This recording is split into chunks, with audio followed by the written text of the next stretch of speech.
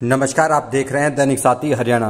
कोसली विधानसभा के गांव कोसली व जाटूसाना पहुंचे अहिरवाल के दिग्गज नेता केंद्रीय राज्य मंत्री राव इंद्रजीत सिंह ने दक्षिण हरियाणा के हक के लिए आर पार की लड़ाई का ऐलान कर दिया है। खबर को अंत तक जरूर देखेंगे तो राव की आगामी राजनीति को काफी हद तक समझने में मदद मिलेगी। अब राव की नजर दक्षिण हरियाणा की 11 सीट पर नहीं, कहीं इससे ज्यादा है। इस पर उन्होंने खुलकर जवाब भी दिया। अपनी ही पार्टी को साफ तौर पर मैसेज दिया कि कांग्रेस में न्याय नहीं मिला तो इंसाफ मंच बनाया और वह आज भी जिंदा है। मतलब साफ है, मामला इधर उधर हुआ तो सामाजिक की बजाय इंसाफ मंच को राजनीतिक बनने में समय नहीं लगेगा। डहीना के बाद एक बार फिर से पूर्व मंत्री विक्रम ठेकेदार का नाम लेकर कहा कि हमारी पार्टी के नेताओं ने विक्रम को यह कहकर मंत्री पद से हटा दिया कि घूस खाता है। जब वह घूस खाता था तो कार्रवाई क्यों नहीं हुई? विक्रम आज मेरे साथ नहीं है, उनके साथ है जिसने उनको हटाया। उनकी जेब में आ गया तो सब ठीक। विक्रम की गलती इतनी थी कि उसने कहा था कि राव इंद्रजीत सिंह को सीएम बनना चाहिए। राव यहीं तक ही नहीं रुके, कहा कि 5 साल कोसली में सीएम नहीं आए। लक्ष्मण ने अपने स्तर पर काम कराई, क्योंकि कोई भी पार्टी नहीं चाहती कि यहाँ कोई बड़ा नेता बने। पहले आपको दिखाते हैं राव किस तरह से खुलकर बोल रहे हैं। अपनी स्पीच में राव मोदी को जहां सराहते हुए दिखेंगे, वहीं पूर्व सीएम खट्टर का नाम लिए बगैर उन पर हमलावर हैं। इतने बने नहीं, लेकिन चुभने लायक तो हमेशा रहेंगे। और अगर हमारे साथ बगैर नाइंसाफी होती थी तो मैंने एक इंसाफ मंच भी बनाया था। उसके भी सदस्य आज के दिन कहीं दिल्ली बैठा है, बैठा। हमने इंसाफ मंच इसीलिए किया था कि हम पार्टी कांग्रेस के अंदर से थे, लेकिन हमारी कांग्रेस पार्टी नहीं सुन रही। आज भी वो इंसाफ मंच जिंदा है, सोशल काम करता है। मैं आज आपसे यूं कहने आया हूं कि आपने मेरी बहुत रखी। मेरा भाई यहां से इलेक्शन लड़ रहा था, मैंने कहा जी ये इलेक्शन जिताने लायक नहीं है। आपने विक्रम सिंह को जिता दिया। विक्रम सिंह ने क्या गलती कर दी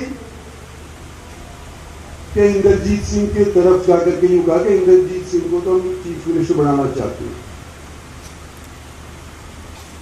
और भाई हमारे जो पावर जैसे फुल लोग थे, उन्होंने कहा कि विक्रम सिंह तो घूस खाता है। ये कोऑपरेटिव विभाग के अंदर मंत्रियों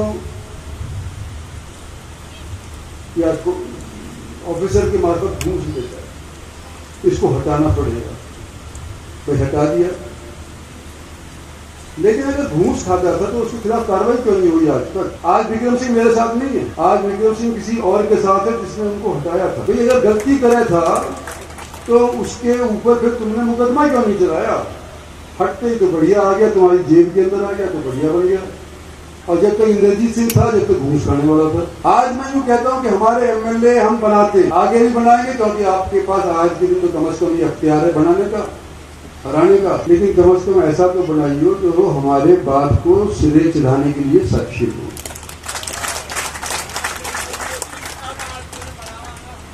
वो तो मैं कहूंगा सरपंच जब बात बताएं, अभी तो फैसला नहीं। मैं तो आज मैं किसी का आशीर्वाद आज देने के लिए नहीं आया। मैं ना आज तो सुनो, सिर्फ आपसे सलाह मशवरा करने आया हूं कि मेरी राजनीति का ओर आने लगा। चीफ मिनिस्टर बनूंगा नहीं बनूंगा ये तो कोई नहीं कह सकता कि बनूंगा। आज के लिए हमारी पार्टी तो चंडी जी को कह रखी है कि ये बनेंगे, लेकिन आगे के लिए हमारे को कुछ तो सोच कर रखना पड़ेगा कि सिर्फ हम कहेंगे भाई चलो खत्म हुआ खेल, अब जो औरों की हैसियत है उसके साथ पूछ बढ़ करके हम जुड़ जाएंगे। अपनी हैसियत जो है उसको ताकत रखेंगे। ये हमने नहीं रखना। आज हम कहते हैं अहीर रेजिमेंट हमारे चाहिए, अहीर कहते हैं। आज ये कहते हैं दक्षिणी हरियाणा के साथ नाइंसाफी हुई है। भाई अगर हुई है तो बताओ, और नहीं हुई है तो बताओ। कोई यूं कहे कि मैं हम इंद्रजीत सिंह के साथ नहीं रहे थे पहले, कि भाई मेरे हाथ जुड़वा लो, इस बार रह जी। हमारा भविष्य तय करने का समय आया है। हम किसी को नाराज करके नहीं ले जाना चाहते। हम आपने देखा राव सीधे तौर पर दक्षिण हरियाणा के लोगों को इकट्ठा होने की बात कर रहे हैं ताकि अगली पीढ़ी को तैयार कर सके। मतलब स्पष्ट है कि रामपुरा हाउस ही सत्ता का केंद्र है, आर्थिक इस विरासत को संभाले। इसको लेकर राव इस बार युवाओं को मौका देने की बात कह रहे हैं, जो पिछलग्गू बनने की बजाय मजबूती से पक्ष रख सकें। वहीं अहीर रेजिमेंट को लेकर भी राव खुलकर बोले और कहा कि हैदराबाद की तर्ज पर समाधान का आइडिया है, इसको इम्प्लीमेंट करने की कोशिश करेंगे। 5 सीट कम मिलने का जिम्मेदार केंद्र की बजाय प्रदेश सरकार को ठहराते हुए कहा कि पीएम कई देखे हैं, मोदी जैसा कोई नहीं, विकसित भारत के लिए दिन रात काम कर रहे हैं। कोसली मठ पहुंचे राव ने कोसली भाकली विवाद सुलझाने के लिए भी 21 लोगों की कमेटी गठित करने की बात कही। इस दौरान कोसली विधायक लक्ष्मण सिंह यादव, भाजपा के वरिष्ठ नेता वीर कुमार यादव, आरती सिंह राव, रेवाड़ी से भाजपा प्रत्याशी रहे सुनील मूसेपुर, पूर्व भाजपा जिला प्रधान हुकमचंद यादव, मुकेश जाहिदपुर, अनिल रायपुर, पूर्व जिला प्रमुख शशिवाला सहित अनेक नेता मौजूद रहे। आपकी हमारी बात नहीं माने, आप एकजुट रहो, क्या संदेश देना चाहिए? हम पर ये देना चाहते हैं कि हमारी पार्टी हमारी बात को मानना चाहिए, क्योंकि हम उसको सत्तासीन करने के अंदर पूरा योगदान पिछले 10 सालों से दिया है। तो 11 सीटें हैं अहिरवाल से बाहर चाह रहे हैं, आप 11 सीटें पर। और 11 सीट के भी और भी हैं, और कम से कम हमारी बात तो सुननी चाहिए ना। हमारे को ये संदेश देना चाहिए, अगर लोग कटे दिखाई देंगे तो सुनेगी भी नहीं। जो राव साहब लगातार आप बीच में जा भी रहे हो, अब बात भी रख रहे हैं, कोई सुनवाई हुई अभी तक नहीं हुई? जरा हमारी कोई बात पहुंची नहीं पहुंची? आ गया हमारी सुनवाई हुई नहीं, अभी टिकट के तौर पे टिकटों के ऊपर तो मैंने पता नहीं, मैंने अभी तक तो कोई जिक्र ही नहीं किया। टिकटों के ऊपर तो अभी कोई चर्चा ही नहीं हुई है। अभी तो 3-4 महीने बचे। एक अच्छा सा मैसेज दो हमारे माध्यम से, क्या कहना चाहता है कि लगातार एकजुटता की बात आप कर रहे हैं, अब उधर कई बार लोगों को कह रहे हैं कि एकजुट नहीं है, हम बिखरे हुए हैं, तो क्या कहना चाह रहे हैं आप? नहीं, देखो मैं ये कह रहा हूँ कि यहाँ कोसली के अंदर 2 गाँव ऐसे हैं जिनका कई सालों से विवाद चल रहा है, भाकली और कोसली जमीन के ऊपर है। तो ये हमारे दोनों प्रसिद्ध गांव, बड़े गांव हैं, इन दोनों के अंदर इखलास होगा तो उसका फायदा हमारे सारे क्षेत्र को होगा, कोसली को होगा, हमारी पार्टी को, सभी को होगा। तो इसलिए मैं कोशिश कर रहा हूँ कि मैं यहाँ पर आकर के लोगों से मांग तो किसी चीज़ की नहीं करी, ना मैंने वोट मांगी है, मैंने तो इखलास करने का प्रयास किया। लगातार मांग उठाई जा रही है, हरियाणा में भी, राजस्थान में भी लगातार मांग उठा रहे हैं, लेकिन उनको उनका हक नहीं मिल पा रहा। क्या आपकी बार इस बार हक मिल पाएगा? मैं कांग्रेस में था जब भी, और मैं आज ये मांग उठाई थी, और उस वक्त सभी टाइम के ऊपर मेरे को यही बयानबाजी,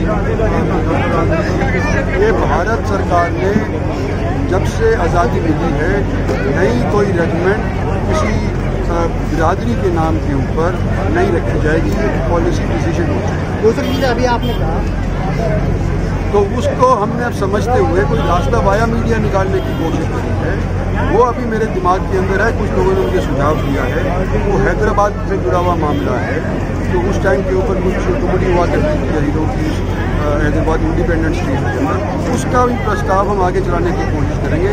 देखते हैं इसलिए चढ़ता है। साहब हुड्डा साहब पहुंचे थे रेवाड़ी में, वो हिसाब मांग रहे हैं, आप किस तरह से देखते हैं हिसाब? आपने वहाँ पे भी काम किया, यहाँ पे भी काम किया?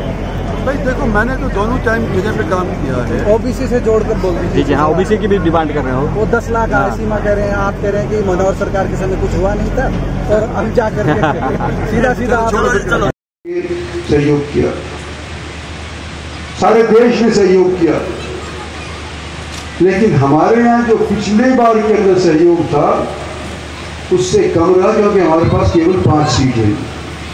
तो उसके अंदर केंद्र सरकार की मैं भूल नहीं मानता।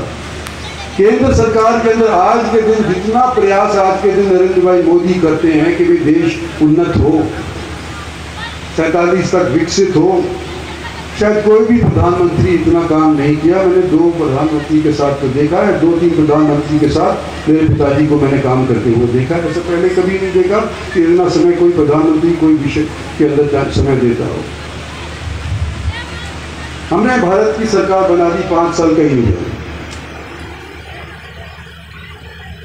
लोगों ने भारत की सरकार बनेगी कहीं नहीं गया, और जो केंद्र की तरफ से जो तोहफे मिले थे, जो पैसा तजवीज़ हुआ था हरियाणा के लिए, वो सभी को पता है। किस तरह से हाईवे बने, किस तरह से एम्स बनी, किस तरह से क्रेडिट कोई भी ले जाए कि किस तरह से हमने पाली के अंदर सेंट्रल यूनिवर्सिटी बनाई, किस तरह से यहाँ पर सेंट्रल स्कूल बनाया, किस तरह से यहाँ पर हमने सैनिक स्कूल बनाया, किस तरह से जादूसाना के अंदर खुद के अंदर यहाँ पर ITBP का एक टुकड़ी यहाँ पर स्थापित करवाई, सबको पता है। आज सवाल ये है कि हमारे को अगर संगठित रहना है आने वाले समय के लिए, तो फैसला आज करना होगा। इलेक्शन हमारे से 2-4 महीने के बाद आने वाले हैं। हम एंड टाइम के ऊपर तो हमको बदलाने के लिए कई लोग आ जाएंगे, कई बात नई नई कहेंगे, लेकिन एक बात अगर कोई देखे, आप लोगों को यूं मैं कहता हूं कि ये लक्ष्मण सिंह को हमने चुना, इसका समर्थन किया 5 साल। क्या लक्ष्मण सिंह के यहां कोई चीफ मिनिस्टर आपकी बूझ लेने के लिए आया? नहीं आया। जो भी किया है इसने बेचारे ने खुद मशक्कत करके करी। तो मैं एमएलए था तो मेरे टाइम के ऊपर भी 5 साल तक, जब पहली बार मैं दूसरी बार एमएलए बना था, तो कोई चीफ मिनिस्टर हमारे यहां नहीं, हमारे बुलावे भी नहीं आए कि भाई अगर ये इसके यहां पर चले जाएंगे, ये नेता ना बन जाए। एक बात तो है कि बराबर के तौर के ऊपर वितरण किया हमारे यहां संपत्ति हरियाणा की, देश की, लेकिन यहां का नेता पैदा ना हो जाए, ये कोशिश अनेक पार्टियों की करी गई। क्या उस बात से मेरे से सहमत हो?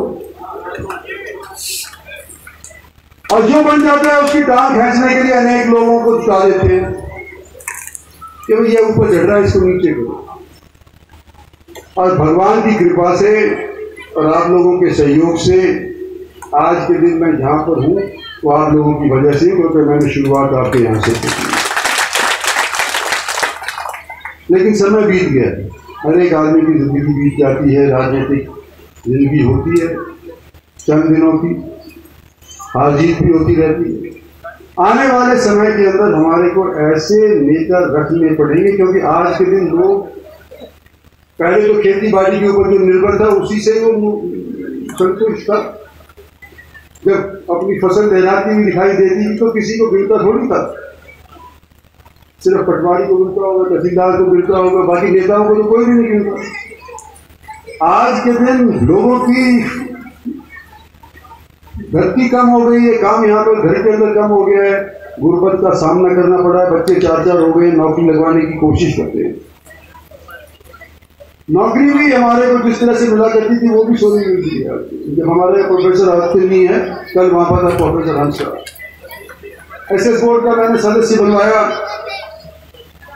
और वो 5 साल रहा, और 5 साल के अंदर जब वो रहा तो ये उस चीज ने स्पष्ट मेरे को करके आंकड़ों के हिसाब से दिखा दिया कि जितना मेहनत कश यहाँ का बच्चा है नौकरी लगने के अंदर, उतना शायद हरियाणा के और कोई क्षेत्र का नहीं है। बस हजारों के तादाद के यहाँ के बच्चे लगे ऐसे बोर्ड के बाद, आज भी लग रहे हैं। लेकिन लोगों को इस बात की शिकायत है कि हम तेरे साथ 20 साल से, 50 साल से, 100 साल से है, तो हमारा बच्चा क्यों नहीं लगवाया है?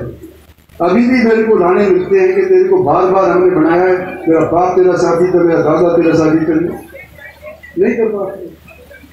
और एक बार जब मैं करवा पाया था उसका भी मैं जिक्र कर देता हूं आपको कि बच्चे लगवाने का काम हमारा जुम्मा था, कोशिश करी।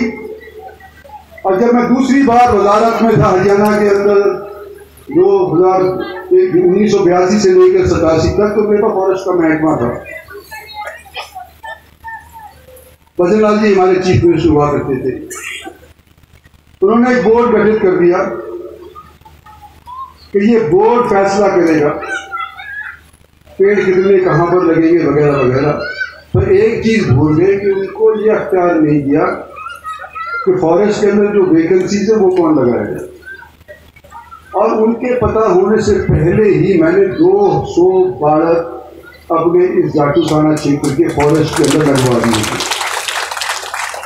जब वो पता चला तो वो मेरे से छीन करके बोर्ड के अंदर डाल दिया कि भाई ये आज के दिन इंद्रजीत सिंह फॉरेस्ट मिनिस्टर बना करके एक बोर्ड अपने आप गठित नहीं करेगा, ये बोर्ड जो बनाया है वो फैसला करेगा। लेकिन मैं तो यूं कह रहा था कि भाई मैंने तो इस बार 200 बच्चे अपने क्षेत्र के लिए, उससे छोटा ही हल्का हुआ करता था, 1 लाख 20 हजार 30 हजार इतने वोट से ज्यादा नहीं वोट थे एक हल्के के अंदर। तो मैंने कहा ये तो हर एक गाँव के अंदर नहीं तो हर एक दूसरे गाँव में एक बच्चा लगवा ही दिया, तो मेरे को तो ऑटोमेटिकली लोगों की वोट मिल जानी चाहिए, क्योंकि मैं जो चाह रहा था उन लोगों के अंदर लग ही जाए। 87 के इलेक्शन के अंदर मुझे याद है आज भी कि जब मैं वोट मांगने गया तो वो बोला कि तुमने कृष्ण के छोरे को तो लगा दिए, तुमने श्री राम का छोरा तो लगा दिया, मारा नहीं लगाया, अब श्री राम ने वोट मिलेगा, मारे से वोट मारा।